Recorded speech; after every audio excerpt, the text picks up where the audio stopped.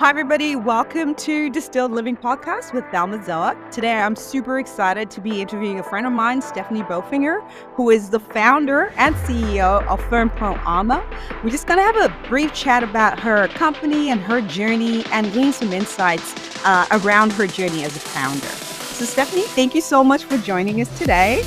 Thank you so much, Thelma. I'm really excited of being here with you and doing this podcast with you. So thanks for having me. Really excited. Cool.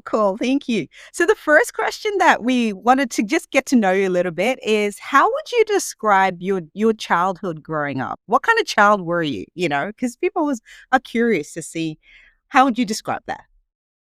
Well, I've never been asked that question. That's a really awesome question. Well, I was a troublemaker in a sense, a good troublemaker. So I was not the typical girl growing up. I preferred to be in pants, in mud, in every little puddle of water. I had a lot of fun. I grew up on trees. I did not do the thing that girls are supposed to do and played with dolls. And so I was always out and about, having a great time. So I think I had probably one of the best childhoods that I could imagine one could have. So that's beautiful. So a bit of a tomboy. Very much of a tomboy, yes. So, I guess my brother, so I have a 3.5-year older brother, and he was always clean. He always soft-spoken. He always cared what people thought. And I was right the opposite. I was always dirty. I had a lot of fun. I was loud. And I told you exactly what I thought. So obviously I got often in trouble, but my mom always laughed, and she was so happy because that's what she thought a child should be. And so I guess my mom loved it very much, but my father did not like it because I did not that norm of what society was thinking you should be. And I guess my whole life was pretty much like that. Yeah. Okay. All right. That's very interesting. A bit of insight into you. Were there any influences that shaped who you've become today? My mom, most definitely. Yeah, I really don't have the typical heroes that I wanted to be like. I admire my mom's hardworking attitude, and she always taught me not to give up and to do the things I wanted to do, and she never questioned anything. And I'm sure often she just shook her head in private, going like, why is she doing that? But she always supported me no matter what. And so I would say she's my hero in every sense of life. And and as I said, she supported me no matter what, if it was my entrepreneurship or my sporting career, or who I married, and all of those kind of things. So yeah, she's the most beautiful person in the world. Yeah. That is beautiful. Oh, that's so beautiful. Moms are incredible. Another question that my audience wanted to know a little bit about you was, what motivates you or what drives you? Be better every single day, better than what I was yesterday. I guess I have the ability to think very big. And I've always believed that you need to think bigger than what you think you can do, because you'd be surprised on how much we are capable in achieving more than what we think we can. And so I reach up to the sky, I reach up to the sky, stars, and I guess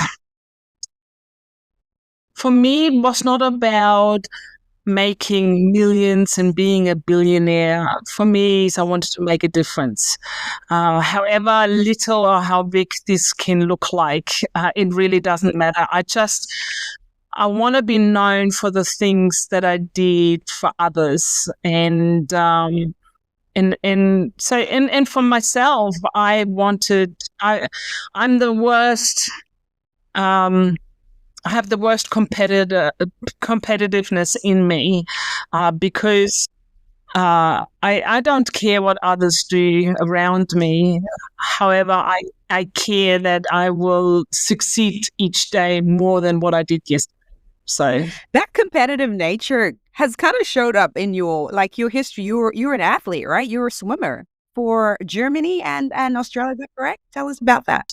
So I swam for about 20 years, not quite, just under 20 years. And I sort of, on an averaged it out. I swam about 80,000 kilometers. Normal people take airplanes for that. And I guess it's not because I can't swim. It was more about pushing the threshold further and further. And I guess that's where my competitiveness comes out of it. I had this conversation today with someone that being a professional athlete, it teaches you a hell of a lot that you can take into your daily life and into your business life. So for me is... swimming has opened up a lot of doors for me. However, it was extremely painful. I've never been in so much pain in my life before. I mean, the funny thing is I did some gardening on Sunday and I'm so bloody sore. And I'm going like, oh, I haven't felt that for a long time. And it's really sad to think that I've retired 25 years ago. It just feels like it was last year. And but I had the greatest time being an athlete, and I had the most horrible time being the athlete. It went hand in hand. However, if someone would ask me, would you do it again if you had the chance? And I go like, hell yeah. And because it made me who I am, the craziness, but also the being stubborn and determined. And so it was an experience of a lifetime. I can imagine. It's that, you're very right, that discipline that comes with being an athlete. You can translate that into business, the determination, never giving up. So yeah, no, that's incredible. A lot of people would not know that about you as well. Yeah, like a few years ago, it would have been maybe 8 years ago, I was asked if I had a chance to write a book about my career as a professional athlete, what would the title be? And I've never been asked this question before, but it came out like straight away out of my mouth. And I said, tears in my goggles. And she asked me, why tears in my goggles? And I said to her, because I cried more than I didn't cry, because I was in so much physical pain. However, on a daily basis, I could give you thousands of reasons why I should quit swimming. But I had one reason why I couldn't quit swimming. And so that comes very much to an entrepreneurship, because there are so many roadblocks and so many, it's not a smooth transition, in creating a business. So I could give you thousands of reasons each day why I should quit Fempro Armour, but I have that one reason that keeps me going. That's so good. And we're going to dive into that motivation around your business as well. You mentioned obviously previously when I was talking to you, you had a business before you started Fempro Armour. Can you tell us about that business as well? Oh, I had a few businesses. I've never been employed in my life. I grew up in a family business of 125 years in Germany. So my parents and their people before had a nursery and a flower shop in Germany. So I have grown up seeing the hard work of my parents. I just don't know anything different. And I'm not to say that I couldn't be an employee, but that was just not my thing. So when I had little children, I did leaflet delivery on a scooter until I felt fallen off, and then I quit that. That was not very long lasting. Then when they were a bit older, I started a cleaning company where we went into new buildings and cleaned them up. So we did high rises. So I did upselling of windows, cleaning windows and stuff like that, which was really great. So we had 18 subcontractors working for us. My best friend at the time came in a business partner, and we did that for 5 years. So it was a lot of hard hats and steel cap boots and being in the bloke kind of world.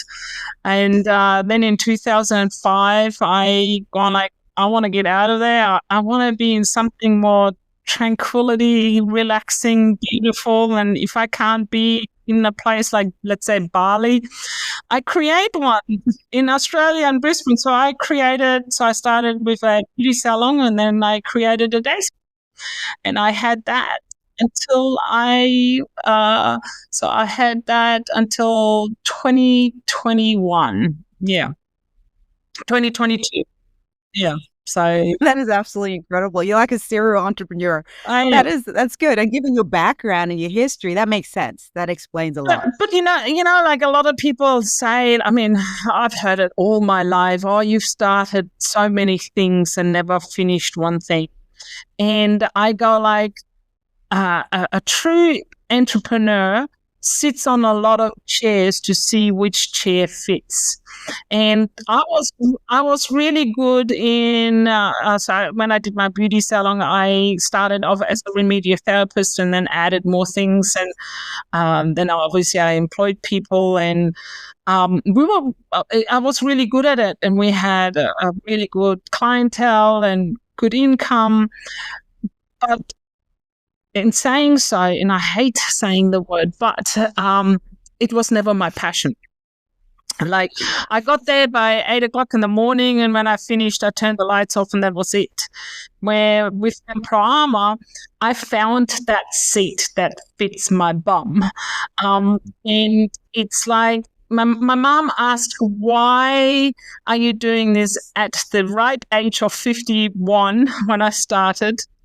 Why do you do this and quit this job that you had for so long? But because I created a job as such, instead creating a business.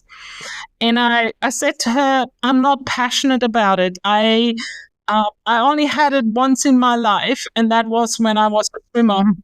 It was my job too, being an athlete, but swimming consumed every single minute of my life. I was dreaming about swimming, I was eating about swimming, I was breathing about swimming, I was talking about swimming. Swimming was everything. If you took that away, like my parents, they tried to discipline me by taking pocket money away, and I couldn't care less until they figured out if I can't go training, that's when it hurt.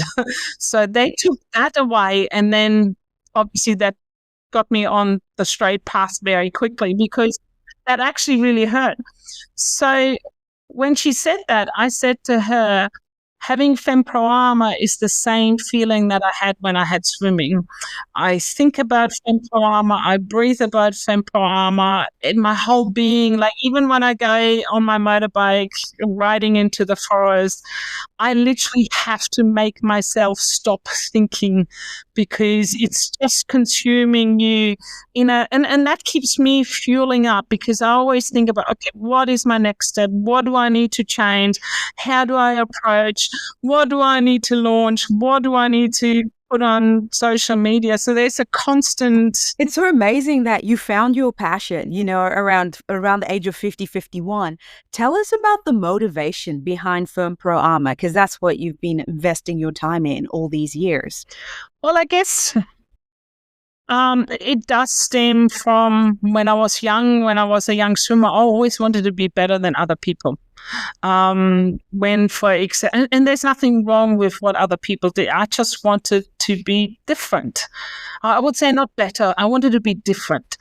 So when I, for example, did scuba diving, I learned how to deep dive. Just normal scuba diving wasn't good enough, kind of things. So my motivation is, I wanted to, with Fempro Armour, I wanted to change how women are being protected. I wanted to play against the big guns like Leith and Fox and Alpine Star. I wanted them to look at me and go like, we need to be scared of her. That's what I wanted to be. I wanted to be different. I don't fit into that normal box where a lot of people fit into or are quite happy to be in there. I wanted to be, they say, a trailblazer, I guess, someone. And a disruptor Yeah. too. You quite, innovative products that you've created with Fempro For Armour. me, it was just I wanted to make a change. And in order to bring change, you have to be different. You have to be crazy. You have to, it's like Russian roulette, basically. You just never know when it's going to hit. So it's and in a way that excites me. The uncertainty. So for me, is I don't like certainty. So you kind of thrive in ambiguity and stuff, or that? Totally. I hate being in my uncomfortable zone, but I love being in it in the same time. Yeah. So because I know this is where I grow and this is where the magic happens.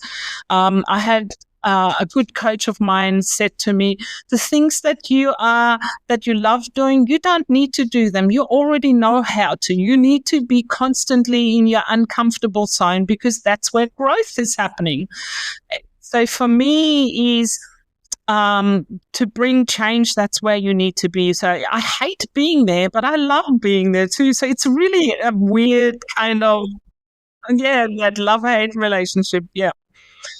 But you need to have that because you need the yang and the yin and the yang. Without either of them, the other one wouldn't exist. So Makes sense. For those who are new to Fempro Armour, can you just give us a brief spiel around what your products are? Yeah, so we create shock-absorbing smart armor for injury prevention, particularly in impact sports. We also go into the defense force and law enforcement, and also into aged care to prevent head or femur fractures in elderly people. And it's such a critical area because I work in sports and I've been involved as well, even with our local team for a women's team. And we're in high impact sports. And a lot of the stuff that's out there doesn't necessarily protect the women. So I think you really hit the mark by designing something that is fully fitted to the woman's form, isn't it? That's literally different to what's kind of like on the market. Can you talk to us a little bit about that? Yeah, I mean, females have a bit extra that they need to protect. But in saying so, the gear that is available for guys don't protect the guys either. So it is quite, once you get into the industry of impact protection and you learn of what protects and what doesn't protect, you are... it's a minefield of each day I'm looking at it and go like, I can't believe that these are the standards for protection. However, with females, up until Fempro Armour, what manufacturers did, they did recognize that women are in sports particular because they've taken a male garment and they shrunk it and put a bit of pink on it and then they class it as a female gear. But it doesn't work because once you have curves involved and males are so much easier to manufacture for because 80% of men fit into that one box. But there is no box for a female. We have thousands of shapes and variations that you can't cater for. So it is extremely hard to satisfy the need of women's gear, in particular in protective gear. And in particular, like when we talk about motorcycling, they use hard plastic. Hard plastic doesn't work on a female body when you have curves. It doesn't even work with guys. However, that was only what was available. So sure, I wore the stuff too because I believe it is better to have some protection than nothing else. It's like driving a car without a seatbelt compared to driving a car with a seatbelt. There is an element of better protection to it.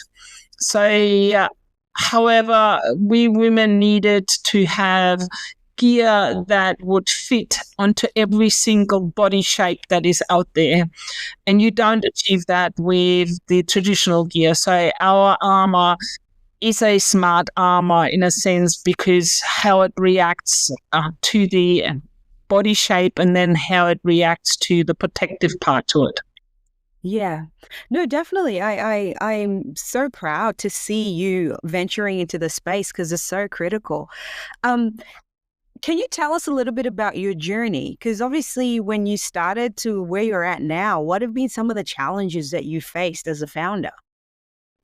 So end of 2019, I joined a group of 12 other girls to ride the Simpson Desert as the all-women Simpson Desert Ride to raise funds for Dolly's Dreams, which is an anti-bullying charity where Dolly killed herself a few years earlier because of online bullying. So whilst we rode into it on the second day, I thought that the problem that I had with my protective gear was just my problem because I'm 6 foot tall. I'm not a petite kind of a girl. But on the second day, I was watching these girls doing exactly the same things that I did with my body armor. So I asked them, what's wrong with your gear? And pretty much all of them said the same thing apart from one girl. And this girl did not wear anything. And she said to me, I'd rather wear nothing than being distracted and potentially having an accident and being injured. So over the next 2 days, and because English is my second language, I had this idea, but I couldn't articulate what it was. There was something. So on day 4, when I met my then boyfriend, now husband, I said to him, I'm going to create body armor for motocross. And we were only dating 3 months prior. And he said, okay, how? And I said, I have no idea, but that's only a small problem. So over the next 12 months, I did a huge amount of research. I still had my business, so I worked full time, and then I worked at night. So over the first year, I had very little sleep, on an average between 3 to 4 hours.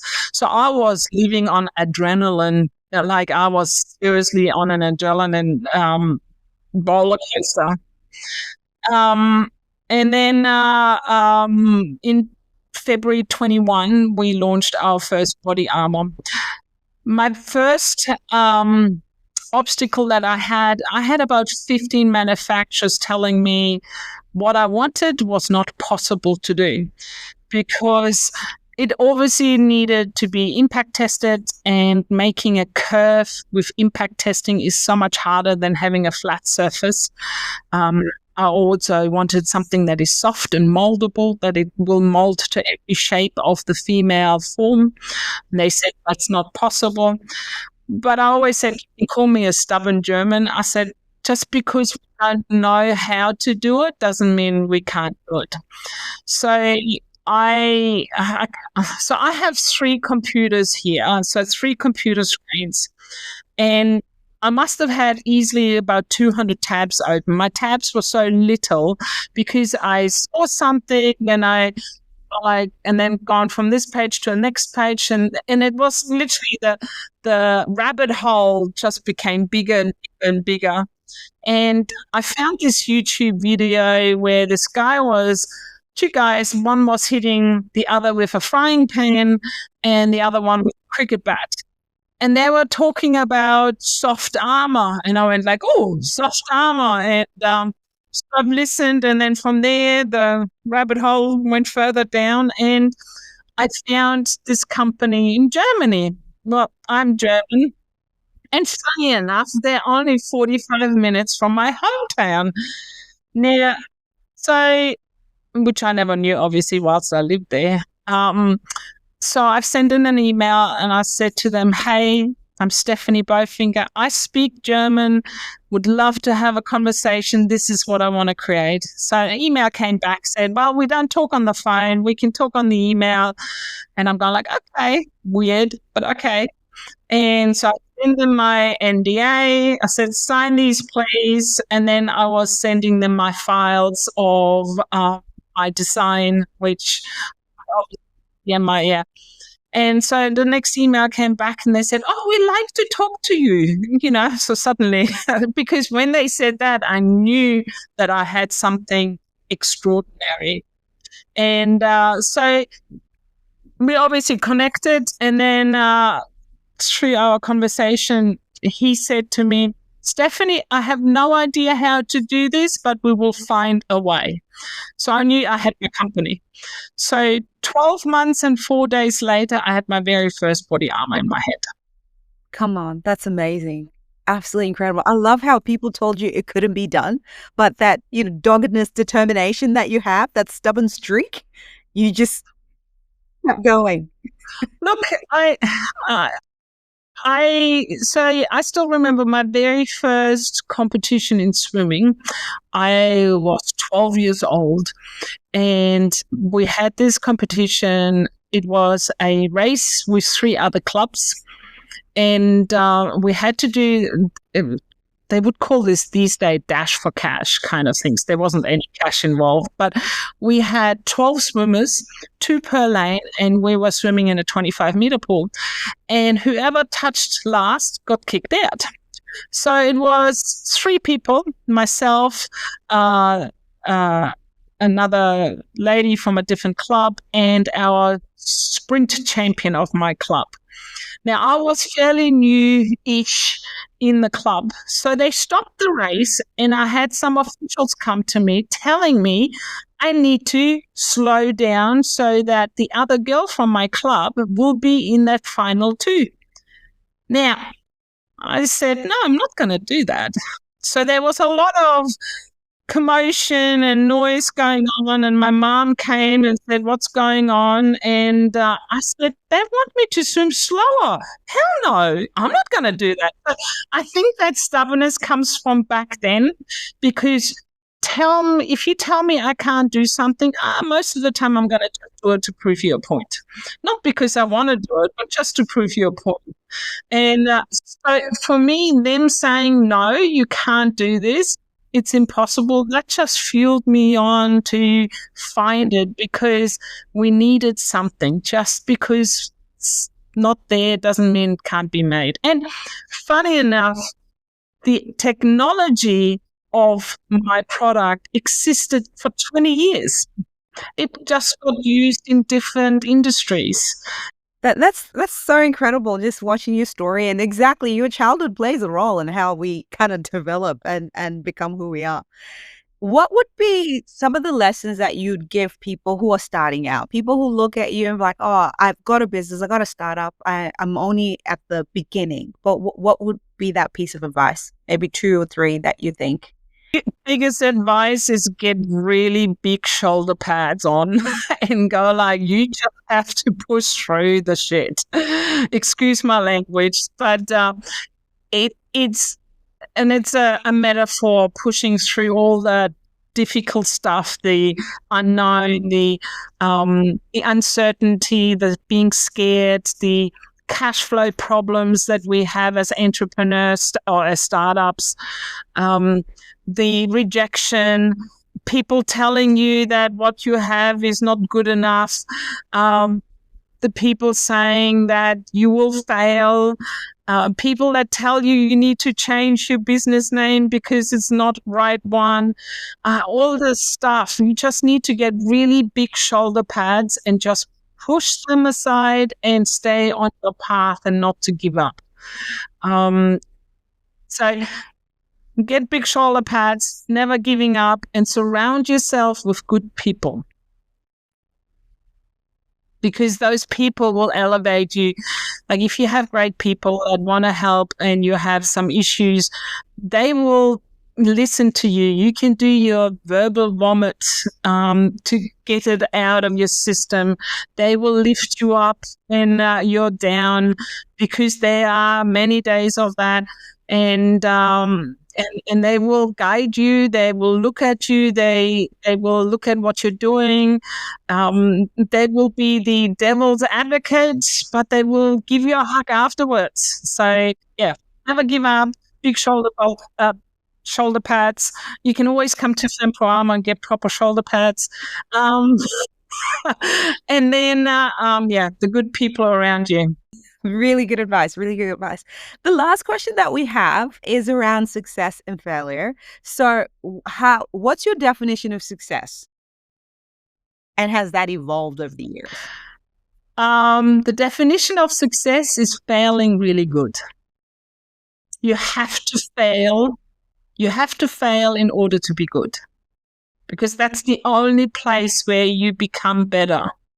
A lot of people always tend to think, oh, you were an overnight success. They see that little tip of the iceberg, but they don't see that massive iceberg underwater. I don't believe the word failure should be in our vocabulary, because it's not a negative thing. Failure is the best thing that can happen to you. So if you, for example, take it on that way, when things go hard, it's like, okay, so what can I learn out of that? What positives can I take out of that? And then look at it from a different angle, then going like, I'm getting depressed, I have my negative emotions, and like, oh, I should give up now. And because if you look at it as a failure, as something negative, you will never make it. When I employed my first person, I said to her very first time, I said, I want you to fail. I really want you to fail, because that's where you learn. You can fail again a third time, then you're just stupid. But failing is really important. So I hope you can edit that out. There is nothing wrong with doing something wrong. It's just next time do it better, or at least you had the chance when something doesn't work out, you have a chance to look at it from a different angle and then adjust it and pivot. And once you have pivot and then you become success, that's what success is for me. Beautiful. That is such good advice, because a lot of people are so intimidated by failure, and sometimes it's so crippling. It stops them from actually pursuing their dreams or pushing through the rejection.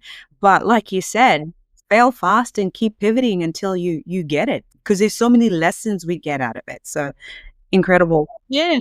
When I do cold calling, I don't set a target of I want to have 5 yeses. I set the target of having 20 no's. Wow. Because if, for example, I get 5 yeses or 10 yeses, just to say, let's say I get 10 yeses, I still haven't reached my target of 20 no's. So everything is a numbers game. If you only speak to 10 people, the chance that you will turn someone over is very small. But if I talk to 1,000, I have a much better chance. It's a numbers game. So, And for me, it's just because someone says no, they don't know me. They don't even know my product. It's just not right for them right this minute.